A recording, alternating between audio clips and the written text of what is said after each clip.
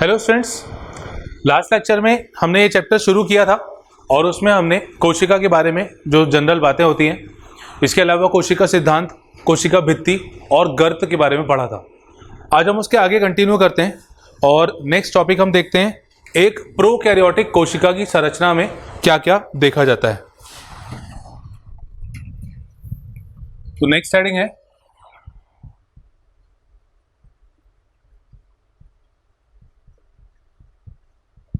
Prokaryotic कोशिका, prokaryotic cell. Last lecture में भी मैंने बताया था कि अगर किसी कोशिका में एक केंद्रक होता है और वो अच्छे से विकसित होता है तब उसको अपन कहते हैं यूकैरियोटिक कोशिका, और अगर केंद्रक नहीं होता या पुराने प्रकार का केंद्रक होता है जो पूरी तरह से विकसित नहीं होता है तो उसको हम कहते हैं प्रोकैरियोटिक कोशिका। अब प्रोकैरियोटिक कोशिका जो होती है ये सामान्यतः जीवाणुओं के लिए शब्द यूज किया जाता है, और भी ऐसे छोटे जीव जिनमें केंद्रक अच्छे से विकसित नहीं होता या नहीं होता है प्रॉपर, उनको अपन कहते हैं प्रोकैरियोटिक कोशिका। अब मैं यहाँ पे पहले तो जीवाणु के बारे में, जीवाणु की कोशिका के बारे में बताता हूँ और उसमें जो जरूरी बातें हैं वो अपन यहाँ पे देखते हैं। तो प्रोकैरियोटिक कोशिका में अपन जीवाणु की संरचना पहले देखते हैं।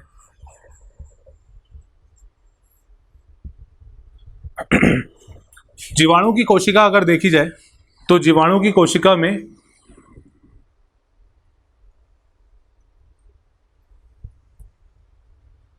सबसे पहले इसमें कुल 3 परतें होती हैं।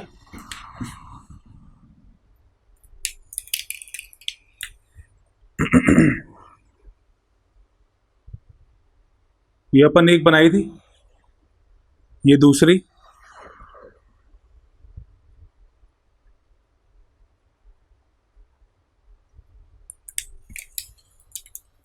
और इसके ऊपर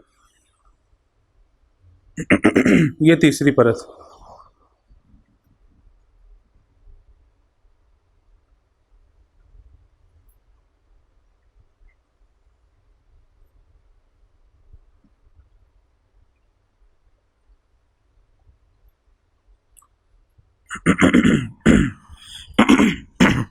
इसमें जो सबसे बाहर वाली परत होती है इसको हम कहते हैं ग्लाइकोकैलिक्स।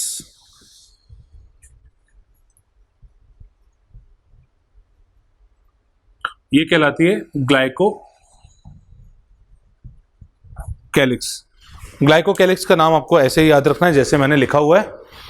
अब ये जो ग्लाइकोकैलिक्स होता है ये सबसे बाहरी आवरण होता है। इसके बारे में बता दूं कि ग्लाइकोकैलिक्स ये सबसे बाहरी आवरण है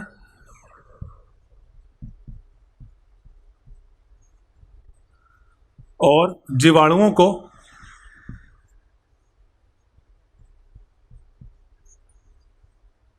WBC यानी लाल रुधिर कोशिका, व्हाइट ब्लड सेल से बचाता है।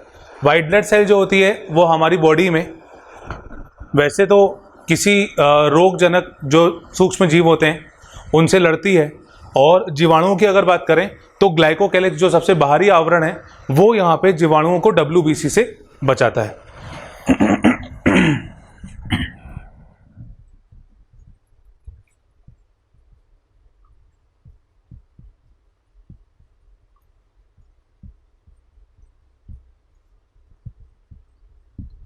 इसके अलावा ये जो ग्लाइकोकैलिक्स है ये कॉलोनी निर्माण में सहायक होता है।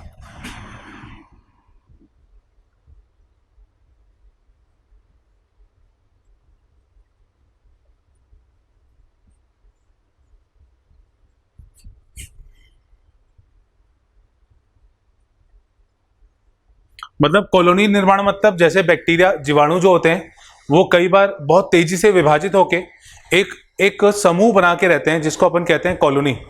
तो ये ग्लाइकोकैलिक्स जो होता है वो जीवाणुओं को कॉलोनी से बचाता है। अब ग्लाइकोकैलिक्स ग्लाइकोकैलिक्स हमें 2 नाम से जानने मिलता है। मतलब ग्लाइकोकैलिक्स को अपन 2 रूपों में जानते हैं। इसमें एक प्रकार होता है इसका, जैसे मैं यहां पे लिख रहा हूं उसको, चाहे तो आप इसके नीचे लिख लें कि ये दो प्रकार का होता है। मैं इसको थोड़ा सा आसान तरीके से यहाँ पे बता रहा हूँ। ग्लाइकोकैलिक्स दो नाम से अपन जान सकते हैं। एक होता है अवपंक परत या अवपंक परत, और इसको अपन इंग्लिश में कहते हैं स्लाइम लेयर। और दूसरा होता है संपुटिका यानी कैप्सूल वाला भाग। देखिए, अगर ग्लाइकोकैलिक्स बहुत ढीले ढाले तरीके से व्यवस्थित है, मतलब ग्लाइकोकैलिक्स जिस चीज से बना हुआ है, सामान्यतः ये पेप्टाइडोग्लाइकन, पॉलीसेक्राइड, पॉलीपेप्टाइड, इस तरह की चीज़ों से बना होता है। पॉलीसेक्राइड और पॉलीपेप्टाइड इसमें होते हैं मुख्यतः, पेप्टाइडोग्लाइकन इसमें नहीं होता, वो भित्ती वाले भाग में होता है। तो ग्लाइकोकैलिक्स जो होता है वो पॉलीसेक्राइड और पॉलीपेप्टाइड का बना होता है। अगर ये ग्लाइकोकैलिक्स ढीली ढाली परत के रूप में प्रेजेंट है तो उसको अपन कहेंगे अवपंक परत। और अगर ये ग्लाइकोकैलिक्स पॉलीसेक्राइड और पॉलीपेप्टाइड का बना होता है और ये बहुत मजबूती से कठोर तरीके से पैक होता है, टाइट पैक होता है, जुड़े हुए रहते हैं इसके आपस में सारे जितने भी अणु होते हैं, मॉलिक्यूल होते हैं, तो उसको फिर अपन कहते हैं संपुटिका। तो इसमें मैं लिख देता हूं, अवपंक कवक मतलब जब ग्लाइकोकैलिक्स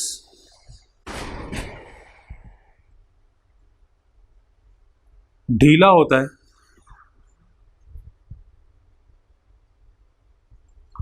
पहला पॉइंट तो ये हो गया, जब ग्लाइकोकैलिक्स ढीला होता है तब उसको अपन कहते हैं अवपंक परत। और दूसरा, यह पॉलीसेक्राइड का बना होता है।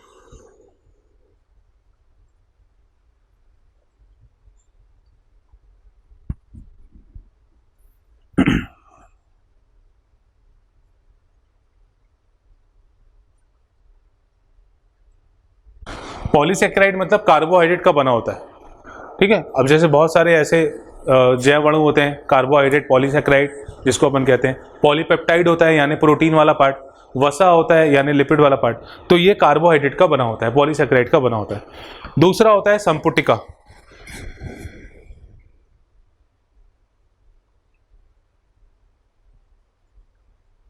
ये कठोर रूप में होता है,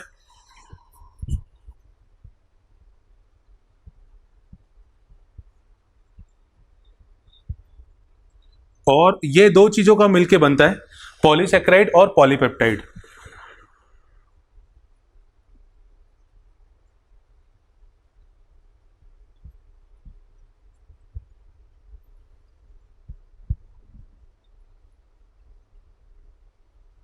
ये पॉलीसेक्राइड एवं पॉलीपेप्टाइड का बना होता है।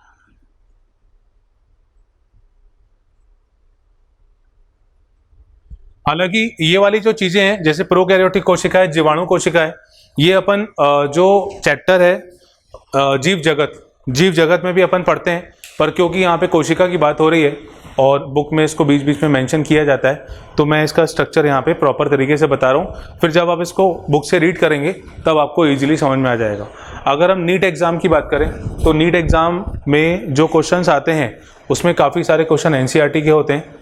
ठीक है, और धीरे धीरे हर साल ये नंबर बढ़ता जा रहा है, तो इसीलिए हमको जब जब अपन इसको लिख लेते हैं तो हमें एनसीईआरटी से एक बार ज़रूर इसको रीड करना चाहिए।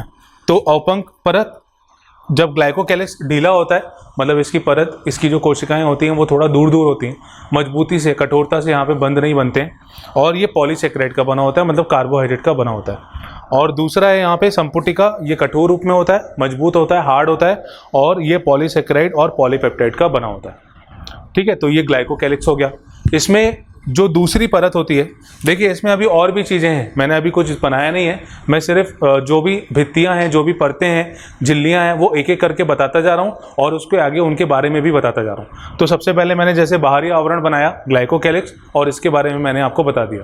तो आप इसको या तो ऐसे ही लिखें और या तो अपने हिसाब से उसको पॉइंट बना के भी लिख सकते हैं। दूसरा है जो सेकेंड लेयर होती है इसमें, ये जो दूसरी परत है इसको अपन कहते हैं कोशिका भित्ति। ये जो मैंने रेड पेन से यहाँ पे बनाई है,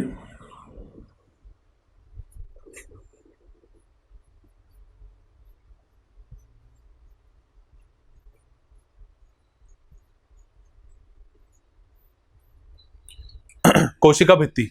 ये कोशिका भित्ति काफी मजबूत होती है और ये जीवाणुओं को फटने से बचाती है।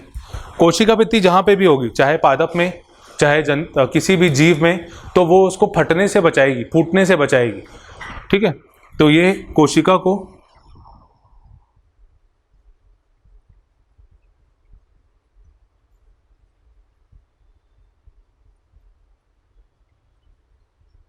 मजबूत करती है। दूसरी बात यह है, दो तरह के पदार्थों से बनी होती है और उन दोनों पदार्थों को मिला के हम एक नाम देते हैं, उसको हम कहते हैं पेप्टाइडोग्लाइकन या म्यूरिन।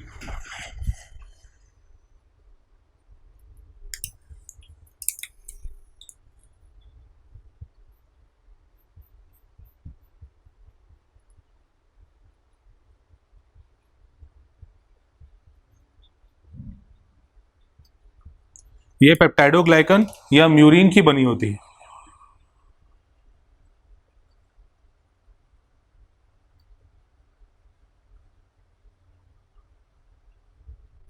और ये पेप्टाइडोग्लाइकन या म्यूरिन क्या है?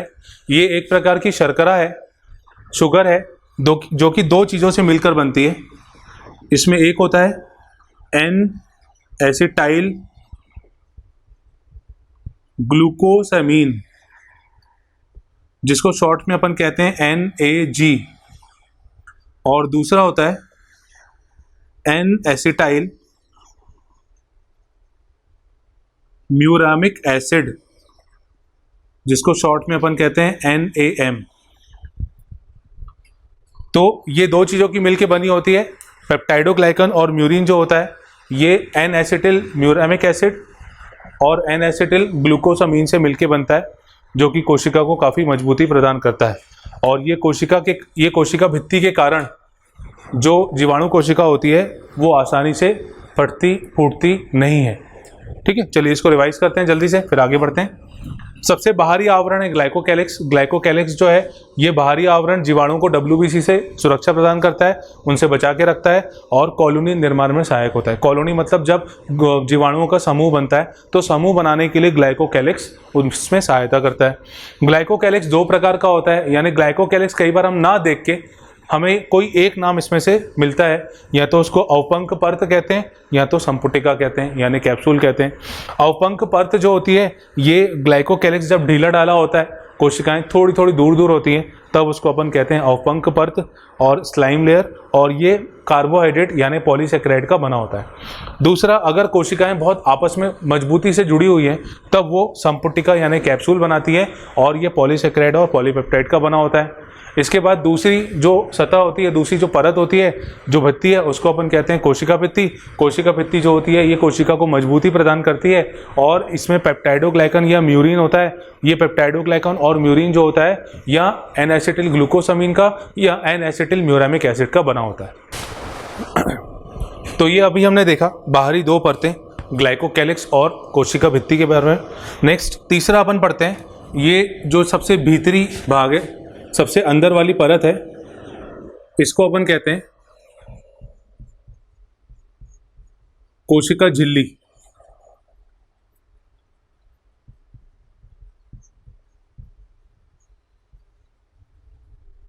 इसी को जीव द्रव्य झिल्ली भी कहते हैं।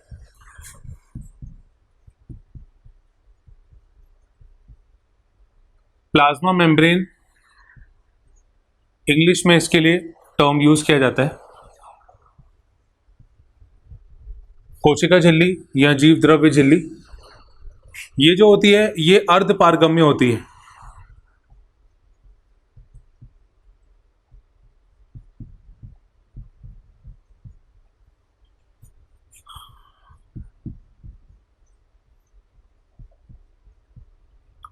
यह अर्ध पारगम्य होती है। अर्ध पारगम्य का मतलब जो चीजें काम की हैं वो उनको अंदर से बाहर जाने देती है, और जो चीजें काम की हैं मतलब जो चीज़ें एक्चुअली ज़रूरी है उनको बाहर से अंदर मूव कराने में हेल्प करती है। और अंदर कोई ऐसा पदार्थ बन रहा है जो कोशिका में काम का नहीं है तो वो उसको बाहर करने में भी सक्षम होती है। तो ये अर्ध पारगम्य होती है और यह प्रोटीन एवं लिपिड की बनी होती है।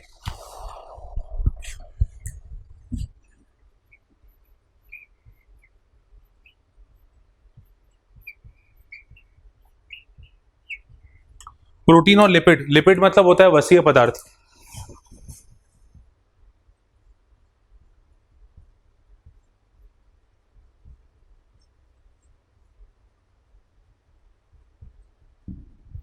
अच्छा, अगर हम यूकैरियोटिक कोशिका में, यानी जिनमें केंद्रक अच्छे से पाया जाता है, विकसित होता है, अगर हम उस कोशिका में झिल्ली की बात करें तो उसमें भी जो झिल्ली होती है वो प्रोटीन और लिपिड की ही बनी होती है। ठीक है, तो इसमें भी प्रोटीन और लिपिड की बनी होती है। तो ये जो लक्षण है ये यूकैरियोटिक कोशिका जैसा है।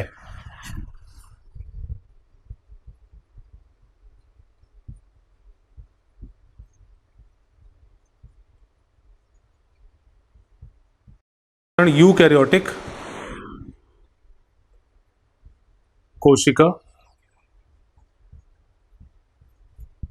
जैसा है।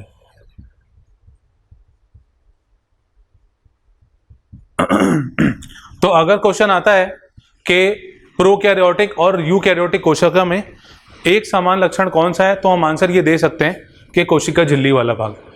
ठीक है, हाँ। नेक्स्ट है, अब ये जो कोशिका झिल्ली होती है ये कई जगह अंदर की ओर घूमी होती है, जैसे इस तरह से।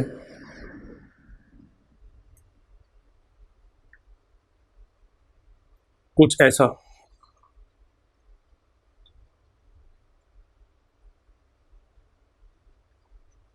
ये जो अंदर की तरफ घुमाव होता है और संरचना बनती है, इसको हम कहते हैं मीजोजोम।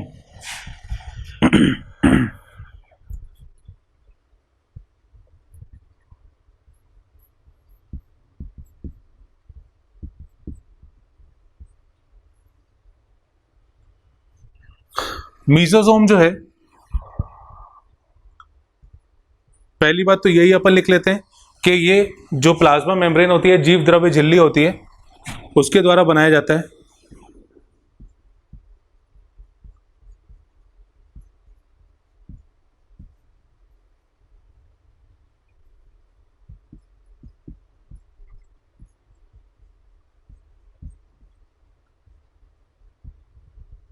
अब इसमें अगर इसकी और ज्यादा गहराई में जाते हैं तो हमको ये दिखता है कि इसके तीन घटक होते हैं, मतलब ये तीन चीजों से मिलकर बनता है।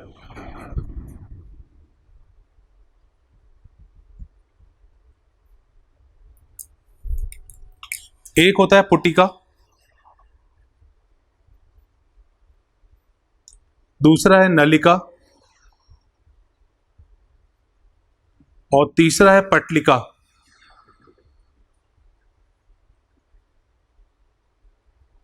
पुटिका, नलिका और पटलिका, ये तीन चीजों से मिलकर ये बनता है, यानी ये इसके घटक हो गए। मतलब आपको सिर्फ ये नाम ध्यान रखना है कि ये चीजें मीजोजोम में पाई जाती हैं।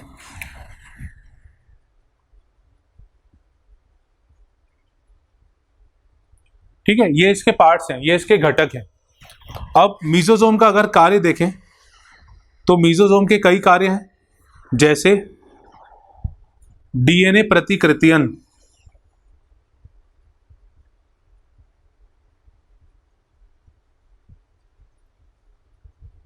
डीएनए प्रतिकृतियन। दूसरा, ये श्वसन में भी काफी सहायक होता है।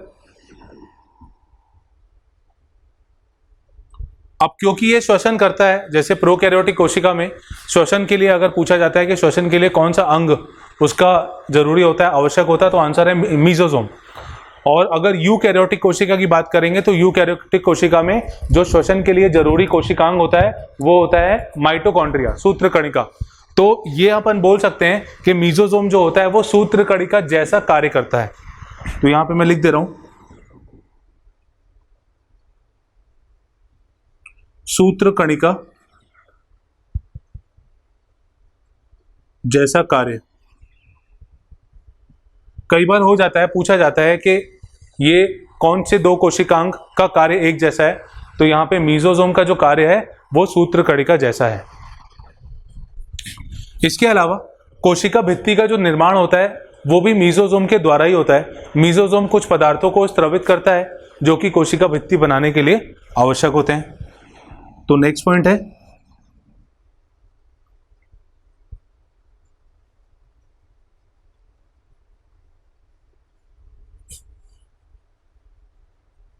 कोशिका भित्ति के निर्माण में सहायक, कोशिका भित्ति जो होती है उसके निर्माण में सहायक होते हैं, मतलब सहायता करते हैं। अब यहाँ पे एक शब्द आता है प्रतिकृतियन, इसका मतलब क्या होता है, इसका क्या, अच्छा इसमें मैं 1 मिनट इसको बता रहा हूँ। इसके पहले एक पॉइंट और, इसका जो कार्य होता है, कोशिका भित्ति हो गया, श्वसन हो गया, डीएनए प्रतिकृतियन हो गया, या तारक केंद्र अगर उपस्थित होगा तो उसका विभाजन, वैसे तो इसमें होता नहीं है जनरली, और किसी कई तरह के पदार्थों का श्रवण करता है, और वो जो पदार्थों का श्रवण करता है तो उस श्रवण के कारण कोशिका भित्ति का निर्माण होता है। ठीक है, तो अब मैं इसका मतलब बताता हूँ डीएनए प्रतिकृतियन होता क्या है। तो डीएनए प्रतिकृतियन के बारे में अपन एक छोटे से शॉर्ट फॉर्म में एक मतलब फ्लो चार्ट के फॉर्म में अपन समझते हैं।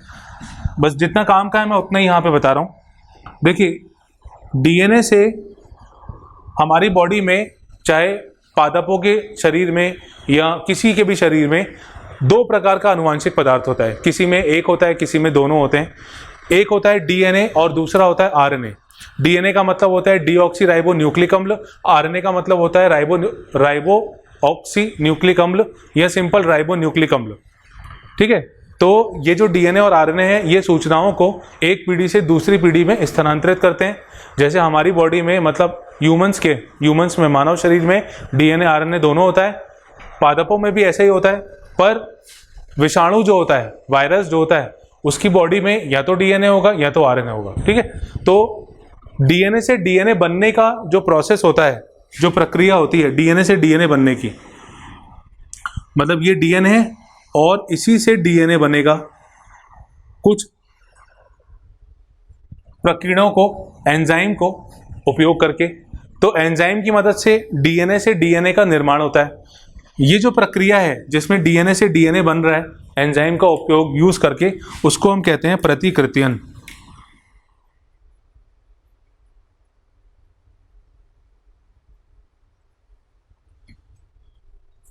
ये कहलाता है प्रतिकृतियन, और इसको अपन कहते हैं,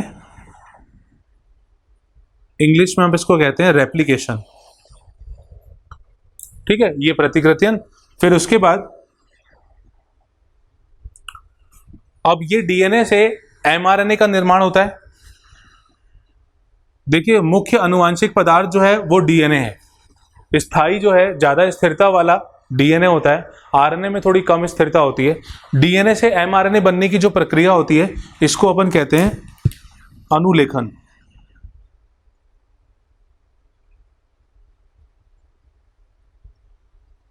या ट्रांसक्रिप्शन।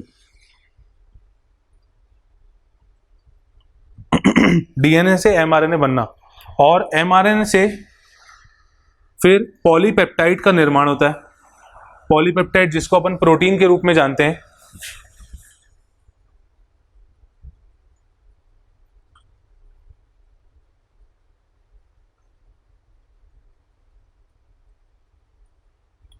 ये जो पॉलीपेप्टाइड है, एमआरएनए से पॉलीपेप्टाइड बनने की जो प्रक्रिया होती है, इस प्रक्रिया को अपन कहते हैं स्थानांतरण।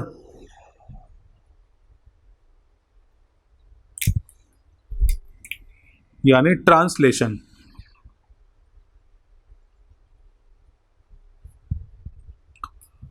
तो ये आप अच्छे से इसको याद रखिएगा। इसको, इस पूरे क्रम को, इस पूरे प्रक्रिया को अपन सेंट्रल डोगमा के नाम से जानते हैं। मैं यहां पे इसको लिख दे रहा हूं। इसको अपन कहते हैं सेंट्रल डोगमा। ये क्वेश्चन कई बार नीट में पूछा जा चुका है। 2021 के पेपर में भी ये पूरा क्रम पूछा गया था, A B C ऐसे करके पूछा गया था। ठीक है, तो यहाँ पे ध्यान रखिएगा, डीएनए से डीएनए बनना प्रतिकृतियन, डीएनए से एमआरएनए बनना अनुलेखन यानी ट्रांसक्रिप्शन, और एमआरएनए से पॉलीपेप्टाइड स्थानांतरण यानी ट्रांसलेशन। ये डीएनए प्रतिकृतियन में मीजोसोम सहायता करते हैं। नेक्स्ट आगे बढ़ते हैं हम। कोशिका में यहाँ पे बीच बीच में कुछ तरल पदार्थ होता है। इस तरल पदार्थ को अपन कहते हैं कोशिका द्रव्य।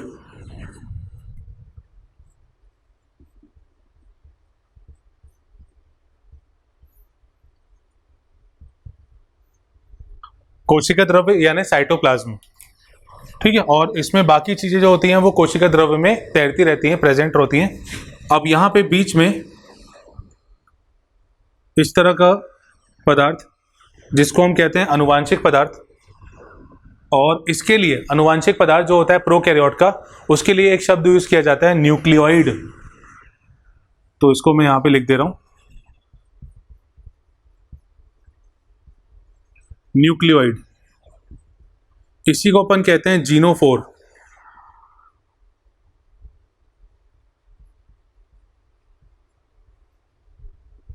जीनोफोर।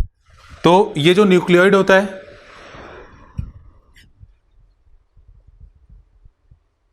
ये अनुवांशिक पदार्थ है।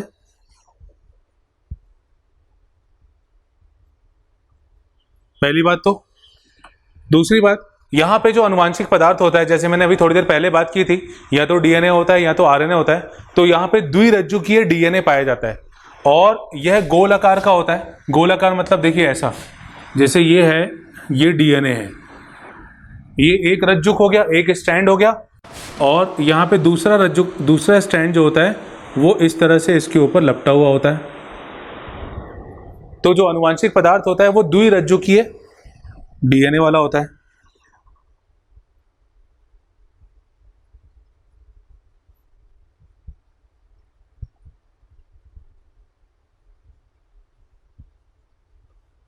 इसमें द्विरज्जुकीय डीएनए होता है जो कि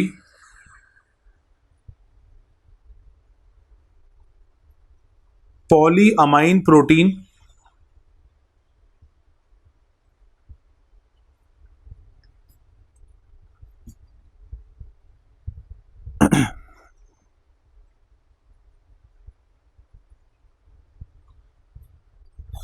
एक मिनट ना, इसमें द्विरज्जुकीय डीएनए होता है जिसमें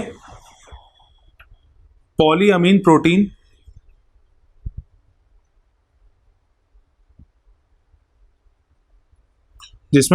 प्रोटीन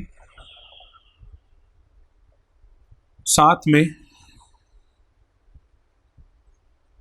जुड़ा होता है।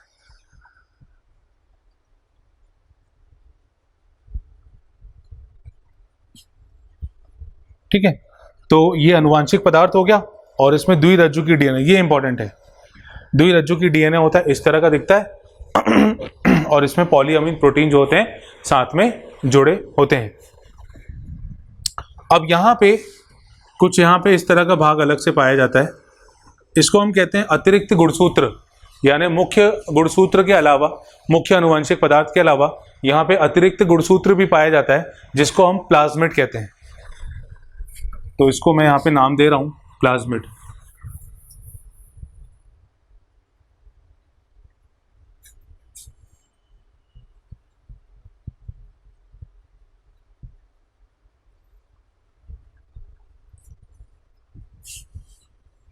इसके बारे में 2-3 पॉइंट्स में बता रहा हूं। यह है छोटा गोलाकार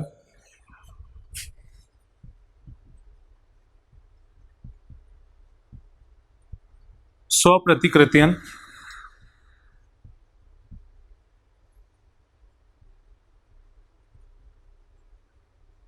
दर्शाने वाला अतिरिक्त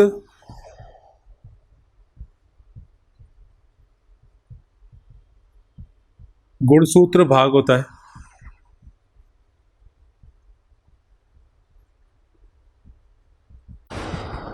छोटा होता है, गोलाकार होता है, स्वप्रतिकृतियन मतलब अपने आप से विभाजित भी हो सकता है, डीएनए से डीएनए बना सकता है, दर्शाने वाला अतिरिक्त गुणसूत्र भाग होता है। और प्लाज्मिड की अगर बात करें, थोड़ा सा अगर मैं एक्स्ट्रा बताऊं यहाँ पे, तो प्लाज्मिड कुल 5 प्रकार के होते हैं। देखिए यहाँ पे जब आप कोशिका वाला चैप्टर पढ़ेंगे तो उसमें प्लाज्मिड और अनुवांशिक पदार्थ के बारे में नहीं दिया है, पर जो जीव जगत वाला चैप्टर है उसमें ये सारी चीज़ें दी हुई हैं। या किसी और चैप्टर में कुछ कुछ भाग मिलेगा, तो मैं सबको यहाँ पे जोड़ जाड़ के एक जो काम का है, जो कोशिका में होता है, वो सब एक प्रॉपर तरीके से बता रहा हूँ। तो आप भी उसके एक अच्छे से नोट्स बनाइए, ताकि आप जब इसको पढ़ें अच्छे से, या ये किसी और चैप्टर में जब सामने आए आपके, तो आपको वो याद होना चाहिए।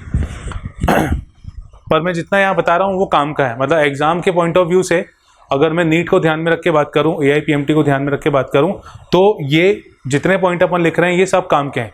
कोई भी एक्स्ट्रा पॉइंट मैं यहाँ पे नहीं, ऐसे बहुत ज़्यादा एक्स्ट्रा नहीं बता रहा हूँ, ठीक है। अब प्लाज्मिड के अगर प्रकार देखें तो प्लाज्मिड जो होता है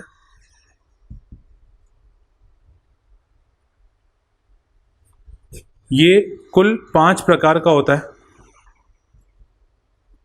मैं सिर्फ यहाँ पे नाम लिख रहा हूँ और इसके बारे में और ज़्यादा मैं नहीं बताऊंगा, क्योंकि इसका डिटेल पार्ट 12th के जैव प्रौद्योगिकी वाले चैप्टर में हमको पढ़ना होता है, या कहीं कहीं कोई कोई पॉइंट हमारे सामने बीच बीच में आता जाता है। सबसे पहला इसमें होता है एक आर प्लाज्मिड।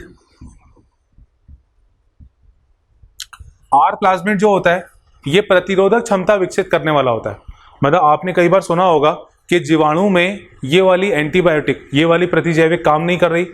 मतलब इसका मतलब क्या हुआ? इसका मतलब ये हुआ कि वो जीवाणु उस प्रतिजैविक के प्रति प्रतिरोधक क्षमता विकसित कर चुका है। अगर कोई एंटीबायोटिक, अगर कोई प्रतिजैविक किसी जीवाणु पे कार्य नहीं कर पाती है, उसको मार नहीं पाती है, तो इसका मतलब ये होता है कि वो जीवाणु में प्रतिजैविक के प्रति प्रतिरोधक क्षमता विकसित हो चुकी है। अब वो प्रतिजैविक उस पर कार्य नहीं कर पा रहा है। तो वो होता क्यों है? वो एक्चुअली होता है प्लाज्मिड के कारण। प्लाज्मिड के कारण प्रतिरोधक क्षमता विकसित हो जाती है किसी जीवाणु में। दूसरा है आर प्लाज्मिड के बाद एफ प्लाज्मिड।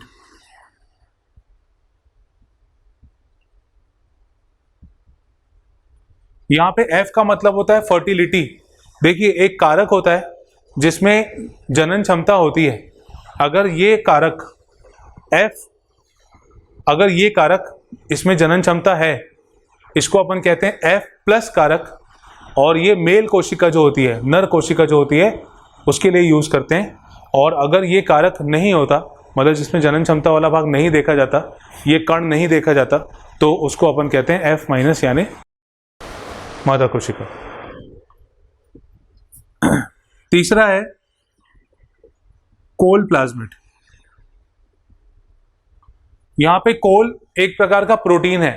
कोल मतलब पूरा नाम अगर मैं बात करूं तो कोलिसिन, कोलिसिन COLICIN, कोलिसिन प्लाज्मिड है। और ये एक प्रकार का प्रोटीन है जो दूसरे जीवाणुओं को मारने के लिए उपयोग किया जाता है।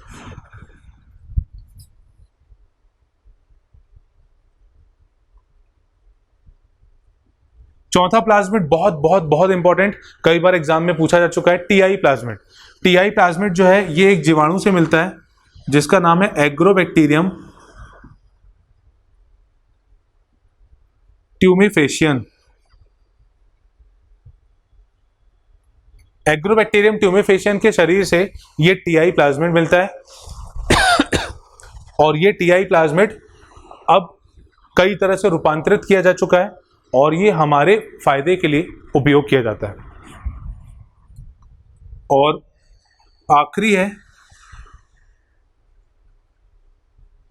स्यूडोमोनास फुटीडा। ये स्यूडोमोनास फुटीडा जो तेलीय पदार्थ होते हैं, जैसे कई बार आपने देखा होगा कि जैसे नदियों में, समुद्र में शिप चलती है और सामान एक से दूसरी जगह पहुंचाया जाता है उसके द्वारा।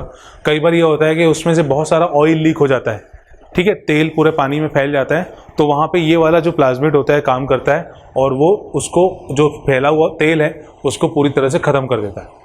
तो स्यूडोमोनास फुटीडा वहाँ पे उपयोग किया जाता है, ठीक है। मैंने इसके बारे में कुछ लिखवाया नहीं है, मैंने सिर्फ नाम बताए हैं और इनके बारे में बताया। अगर आपको लगता है कि मुझे यहाँ पे लिखना चाहिए इसको, तो आप मेरा वीडियो पॉज करें और वीडियो पॉज कर करके सुन सुन के फिर वहाँ पे लिखते जाएं, ठीक है। चलिए मैं एक बार उसको पूरा रिवाइज कराता हूँ। इसमें अगला भाग आता है न्यूक्लियोइड और जीनोफोर। ये अनुवांशिक पदार्थ है। जीवाणु में जो अनुवांशिक पदार्थ होता है, इसमें द्विरज्जुकीय DNA होता है और जो कि प्रोटीन पॉलीअमीन से साथ में घिरा हुआ रहता है। इसके बाद यहाँ पे एक अतिरिक्त गुणसूत्र होता है। इस अतिरिक्त गुणसूत्र को अपन प्लाज्मिड कहते हैं। प्लाज्मिड छोटा गोलाकार स्वप्रतिकृतियां दर्शाने वाला, मतलब ध्यान रखिएगा, ये अगर मुख्य अनुवांशिक पदार्थ नहीं भी है तो भी ये खुद से विभाजित हो सकता है। ये 5 प्रकार का होता है। आर प्लाज्मिड यानी प्रतिरोधक क्षमता विकसित करने वाला, एफ प्लाज्मिड जो जनन कारक होता है ये इसमें पाया जाता है। कोल प्लाज्मिड एक प्रकार का प्रोटीन है जो कि दूसरे जीवाणुओं की वृद्धि को रोकने के लिए उपयोग किया जाता है। टीआई प्लाज्मिड एग्रोबैक्टीरियम ट्यूमिफेशन से मिलने वाला प्लाज्मिड है जो कि हम अपने फायदे के अकॉर्डिंग इसको उपयोग करने लगे हैं। इसके बारे में डिटेल आपको 12th क्लास के जैव प्रौद्योगिकी वाले चैप्टर में मिलेगी।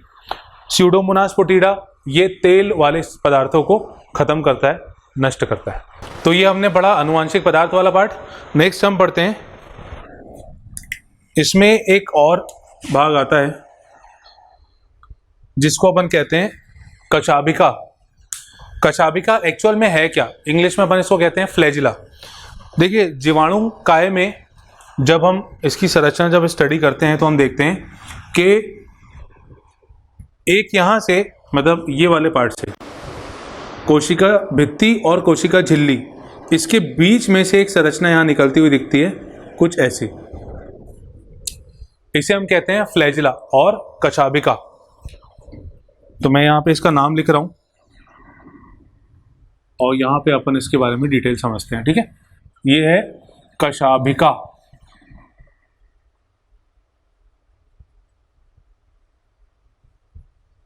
जिसे हम फ्लैजिला कहते हैं। देखिए जीवाणु दोनों प्रकार के होते हैं, कुछ जीवाणु चल पाते हैं, चलायमान होते हैं, या कुछ अचलायमान होते हैं यानी अचल होते हैं, वो मूव नहीं कर सकते। अगर जीवाणु चलायमान है यानी एक से दूसरी जगह तक चल के जा रहे हैं तो वो कशाभिका के द्वारा होते हैं। तो मैं यहाँ पे एक पॉइंट तो लिख दे रहा हूं कि जीवाणु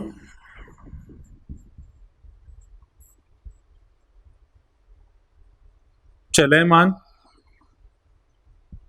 या अचलायमान होते हैं, मतलब कहना चाहिए गतिशील और अगतिशील होते हैं, है ना। तो अगर वो गतिशील होंगे, चलायमान होंगे तो वो कशाभिका के कारण होते हैं।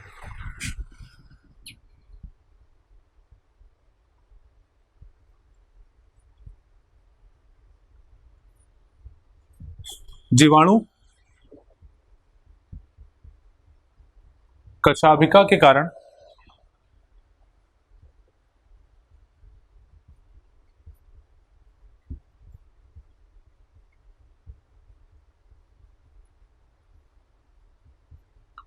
जीवाणु कशाभिका के कारण चलायमान होते हैं। तो अपन कशाभिका के बारे में देखते हैं। कशाभिका के बारे में देखिए, सबसे पहला पॉइंट तो ये है कि ये कोशिका भित्ति और कोशिका झिल्ली के बीच में से निकलने वाला भाग है। तो मैं यहाँ पे पॉइंट इसके बारे में लिखता हूं, ये है कोशिका भित्ति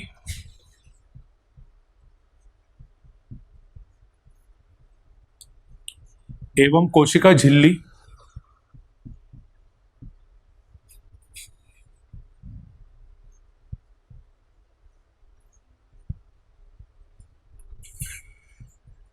कोशिका भित्ति एवं कोशिका झिल्ली के बीच में से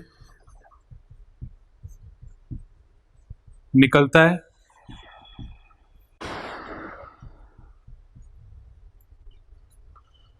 दूसरा है, इसमें एक संकुचन प्रोटीन होता है। संकुचन प्रोटीन मतलब कॉन्ट्रैक्टाइल प्रोटीन होता है जो संकुचन करता है। जैसे अपन देखते हैं ना कि केचुआ जो होता है, केचुआ कैसे चलता है, कुछ इस तरह से चलता है, पहले एक भाग आगे लाता है फिर पीछे वाला, फिर ऐसे फिर ऐसे, मतलब ऐसे ऐसे चलता है ना, ऐसे ऐसे, कुछ इस तरह से, ऐसे ऐसे।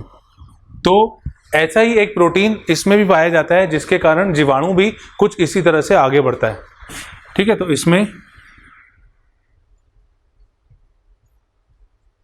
संकुचन प्रोटीन होता है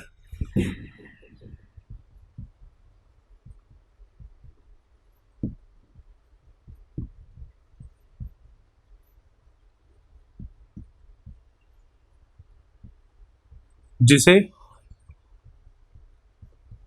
क्या कहते हैं, जिसे फ्लैजिलिन कहते हैं।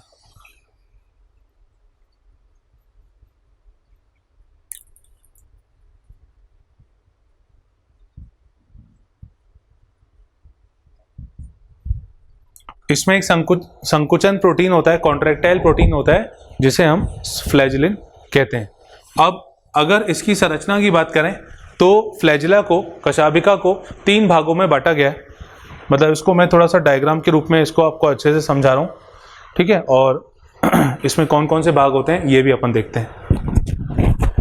देखिए यहाँ पे जैसे ये पॉइंट मैं यहाँ पे रफ कर रहा हूँ, अगर इसका हम डायग्राम देखें, अगर हम कशाभिका का डायग्राम देखें तो जैसे ये मान लीजिए ये है,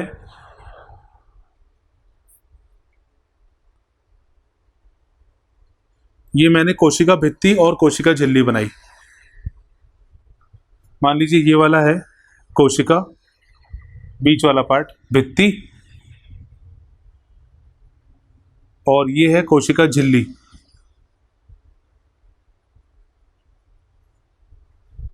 ठीक है, तो कोशिका भित्ति और कोशिका झिल्ली में से दोनों के बीच में से ये फ्लैजिला वाला भाग निकलता है, और ये फ्लैजिला वाला भाग कुछ इस तरह से ये निकल रहा है।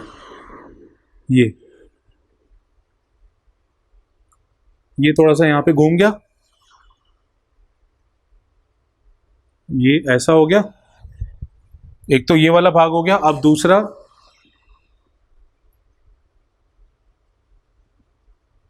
थोड़ा सा आगे जाके ये मोटा हो जाता है,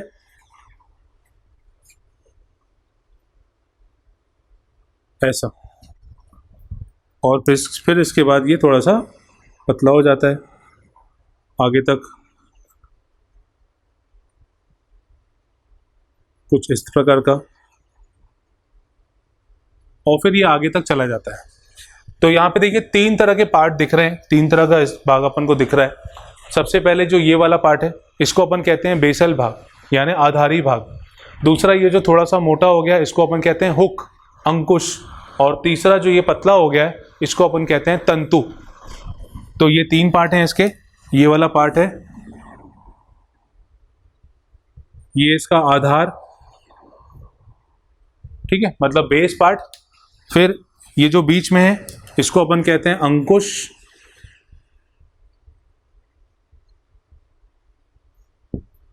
और ये जो तीसरा भाग है जो पतला हो गया है ये कहलाता है तंतु। तो यहां पे मैं लिख दे रहा हूं अगला पॉइंट,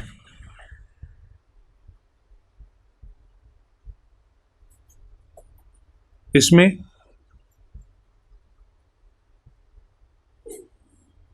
3 भाग होते हैं।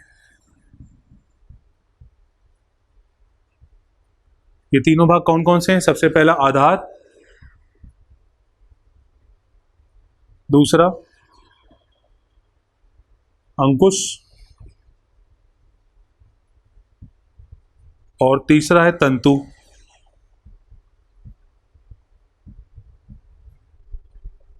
अच्छा, इसमें जो तंतु वाला भाग होता है, तंतु वाला भाग सबसे लंबा होता है।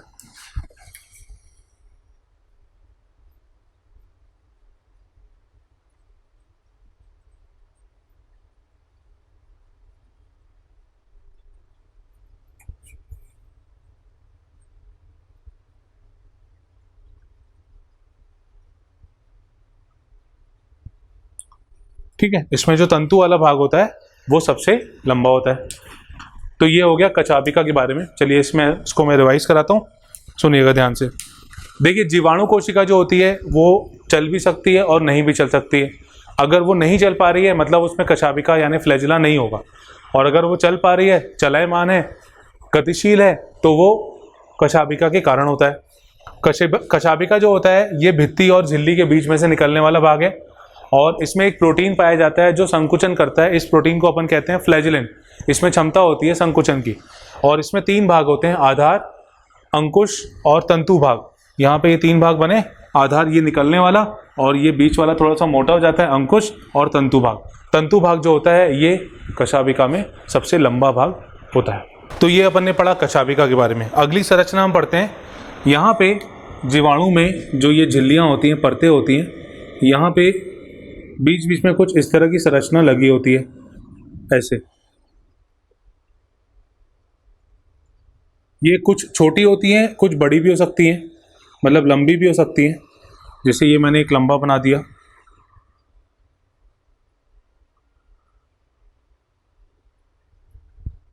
इन संरचनाओं को अपन कहते हैं रोम या झालर। ये कहलाती है रोम, या झालर, इंग्लिश में अपन इसको कहते हैं पिली। ये रोम और झालर या पिली, ये जो संरचना है, ये इसका जीवाणु की गतिशीलता से कोई लेना देना नहीं है, ठीक है, पर इसके दूसरे कुछ कार्य हैं। पहली बात तो इनका जो आकार होता है ये छोटा और बड़ा होता है, मतलब ये कुछ छोटे और लंबे होते हैं,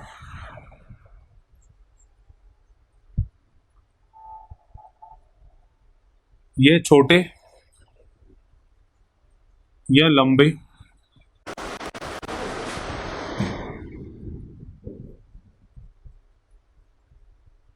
नलिका जैसी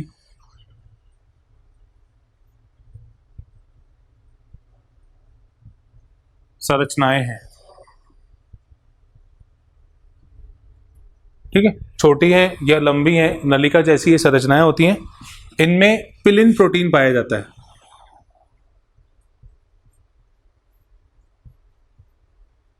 मतलब ये विशेष प्रोटीन इसलिए क्योंकि ये जीवाणुओं में ही होता है।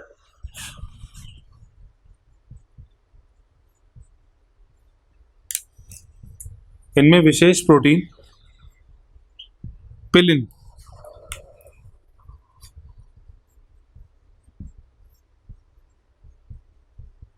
पाया जाता है।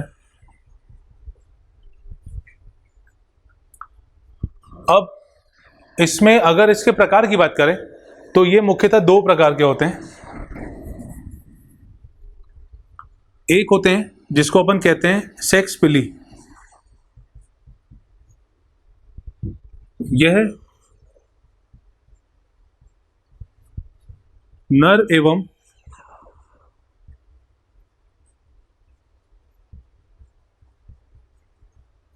मादा जीवाणु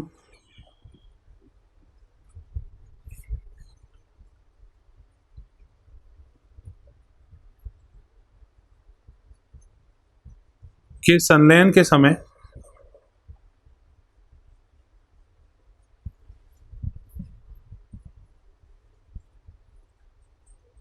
कॉन्जुगेशन नलिका का निर्माण करते हैं।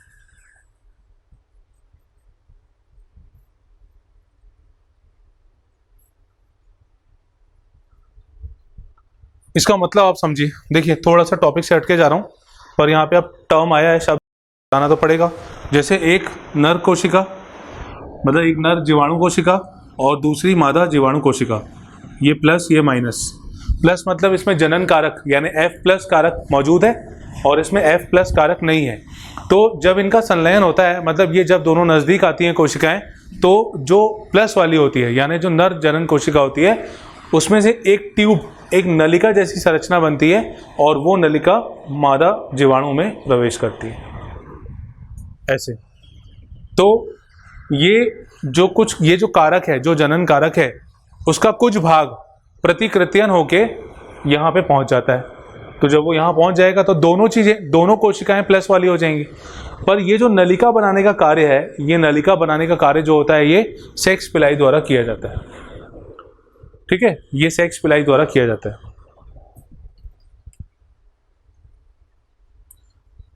दूसरा होता है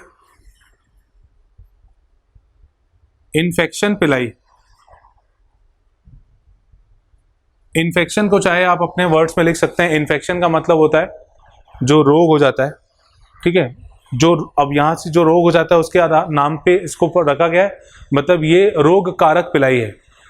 ये रोग कारक पिलाई होता है। पिलाई का जो मुख्य कार्य होता है वो जीवाणु को किसी सतह से जोड़ने का या बहती धारा में वो उसको जमने के में सहायता करता है।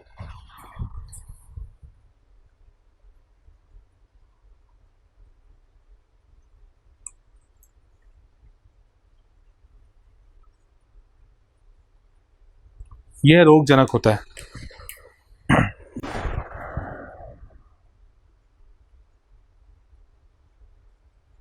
इसका कार्य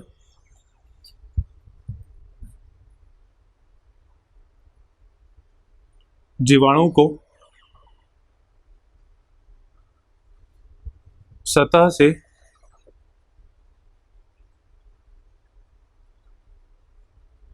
जोड़ना होता। ये जीवाणु को सतह से जोड़कर रखता है। यह बहती धारा में जीवाणु को एक जगह पर रखने का कार्य इसके द्वारा किया जाता है। तो ये हो गया रोम और झालर। यह छोटे या लंबे नलिका जैसे होते हैं और इसमें विशेष प्रोटीन होता है पिलिन। सेक्स पिलाई और इन्फेक्शन पिलाई, ये दो प्रकार हैं इसके। सेक्स पिलाई जब यह नर जीवाणु और मादा जीवाणु के संलयन के समय कॉन्जुगेशन नलिका का निर्माण करते हैं। इन्फेक्शन पिलाई यह रोगजनक होता है, यानी रोग करता है, और यह जीवाणु को सतह से जोड़ने का कार्य करते हैं। तो ये हो गया पिलाई के बारे में। एक अगली संरचना इसमें अपन देखते हैं। प्रोकैरियोटिक कोशिका में एक कोशिकांग होता है जिसको हम कहते हैं राइबोसोम। जैसे ये कुछ राइबोसोम बना रहा हूं मैं, ठीक है, ये है राइबोसोम्स। तो इनको अपन नाम दे देते हैं। यहां पे मैं लिख देता हूं राइबोसोम।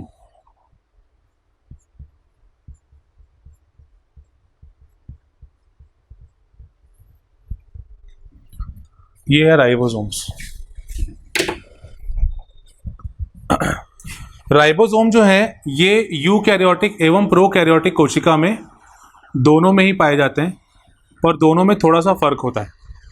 राइबोसोम ऐसे कोशिकांग हैं जो यूकैरियोट एवं प्रोकैरियोट कोशिका दोनों में पाए जाते हैं। तो पहला पॉइंट तो मैं ये लिख देता हूं, यह कोशिकांग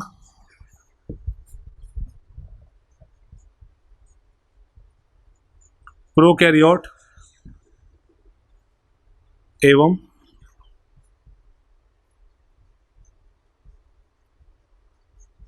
यूकैरियोट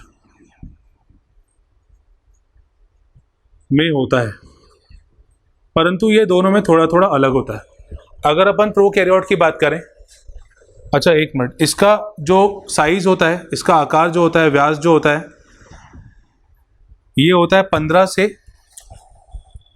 20 नैनोमीटर तक का।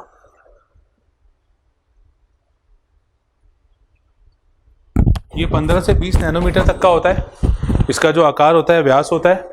और प्रोकैरियोट में ये 70S प्रकार का होता है।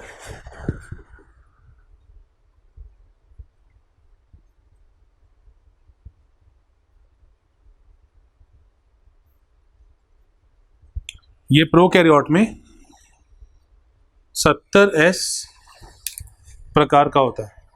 देखिए दो प्रकार के होते हैं, एक होता है 70S और एक होता है 80S। अगर हम प्रोकैरियोट की बात करें तो ये 70S होता है, पर अगर हम यूकैरियोट की बात करें तो ये 80S प्रकार का होता है। अब ये एक्चुअली है क्या, 70S क्या है? देखिए ये एक राइबोसोम है जो मैं यहाँ पे बना रहा हूँ। ये मैंने एक राइबोसोम बनाया,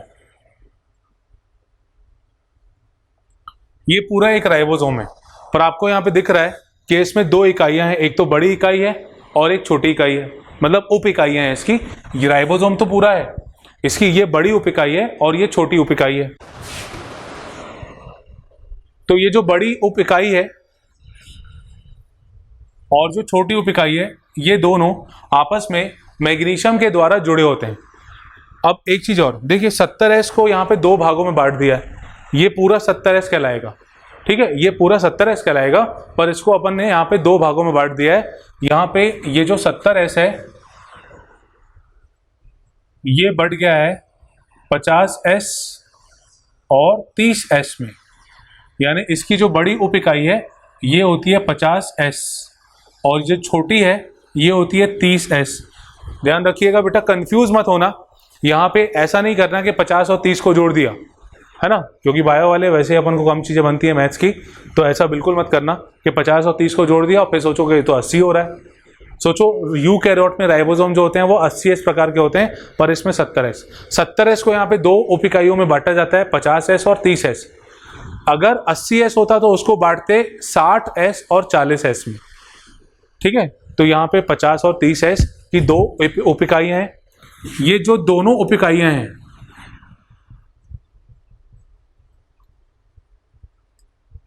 राइबोसोम की, दोनों उप इकाइयां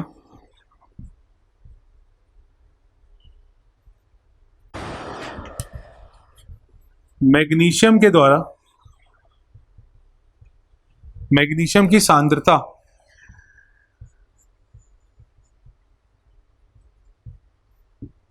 के कारण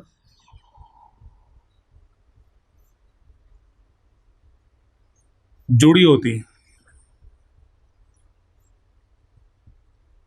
मतलब मैग्नीशियम की सांद्रता के कारण क्या, अगर मैग्नीशियम की सांद्रता ज्यादा है तो आपस में जुड़ी रहेंगी, और अगर सांद्रता कम हो गई तो अलग अलग हो जाएंगी।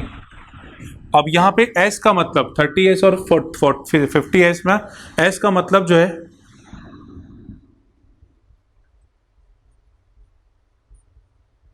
इसका मतलब है श्वेडबर्ग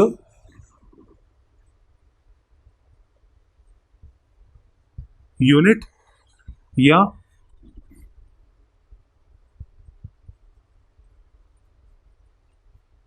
सेडिमेंटेशन कोफिशिएंट।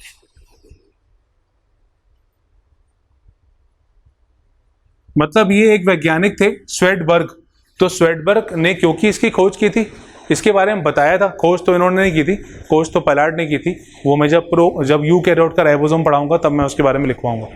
ठीक है, तो श्वेडबर्ग ने इस इकाई के बारे में बताया था, इसलिए उनके नाम से एस शुरुआत का, यहाँ पे जो एस है वो इकाई के आगे लगा दिया गया। राइबोसोम का कार्य होता है प्रोटीन का निर्माण करना।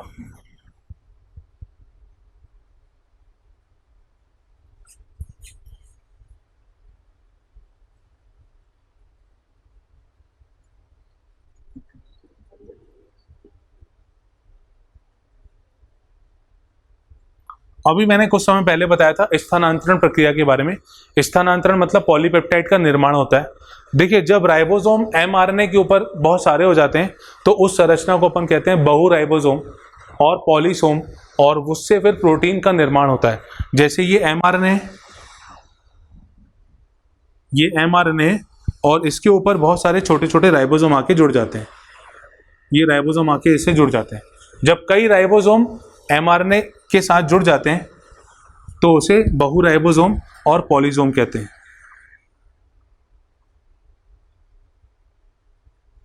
जब कई राइबोसोम एमआरएनए से जुड़ते हैं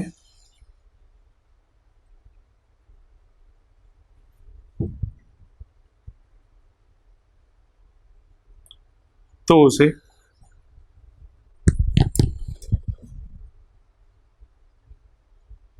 पॉलीसोम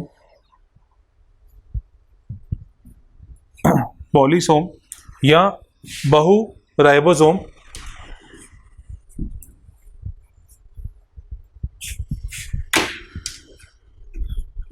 तो उसे पॉलीसोम या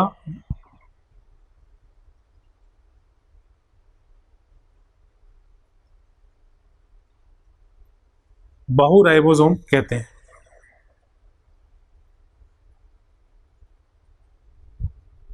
तो ये राइबोसोम के बारे में, मतलब प्रोकैरियोट में पाए जाने वाले राइबोसोम के बारे में। चलिए मैं इसको एक बार रिवाइज करा देता हूँ। प्रोकैरियोटिक कोशिका में एक कोशिकांग होता है राइबोसोम। राइबोसोम वैसे तो दोनों में होता है, प्रोकैरियोट और यूकैरियोट दोनों में। राइबोसोम प्रोकैरियोट यूकैरियोट दोनों में होते हैं। इनका आकार जो होता है 15 से 20 नैनोमीटर का होता है। प्रोकैरियोट में ये 70S प्रकार के होते हैं, यूकैरियोट में 80S प्रकार के होते हैं। 70S प्रकार को दो भागों में बांटा गया, दो उप इकाइयों में बांटा गया, 50S और 30S। यहाँ पे ये जो दोनों इकाइयाँ हैं ये मैग्नीशियम की सांद्रता के कारण जुड़ी होती हैं। मैग्नीशियम की सांद्रता ज़्यादा होगी तो जुड़ी रहेंगी, सांद्रता कम हो जाएगी तो अलग अलग हो जाएंगी। ठीक है, और यहाँ पे S का मतलब वैज्ञानिक का नाम जो है श्वेडबर्ग यूनिट या सेडिमेंटेशन कोफिशिएंट। ठीक है, तो उसके नाम से इनको रखा गया है। और राइबोसोम प्रोटीन निर्माण करते हैं, ये इंपॉर्टेंट पॉइंट है, अच्छे से इसको याद रखना है। जब कई राइबोसोम एमआरएनए से जुड़ते हैं तब उसको अपन पॉलीसोम कहते हैं। जैसे ये एमआरएनए अपन ने बनाए, एमआरएनए में यहाँ पे राइबोसोम जुड़े हुए। ठीक है, तो ये अपन ने आज राइबोसोम तक पढ़ा और कुछ और भी संरचना देखी जीवाणु कोशिका में। इसके आगे जीवाणुओं को किस तरह से ग्राम ऋणात्मक और ग्राम धनात्मक में विभाजित किया गया है, और कुछ और भी बातें हम आने वाले लेक्चर में पढ़ेंगे। तो इसको आप एक बार रिवाइज कर लीजिए। ठीक है, और इसको याद करने की कोशिश करिए क्योंकि इंपॉर्टेंट पार्ट है, क्वेश्चन इससे बन सकता है। ठीक है, तो आज का लेक्चर हम यहाँ पे ख़त्म करते हैं, नेक्स्ट लेक्चर में हम मिलते हैं।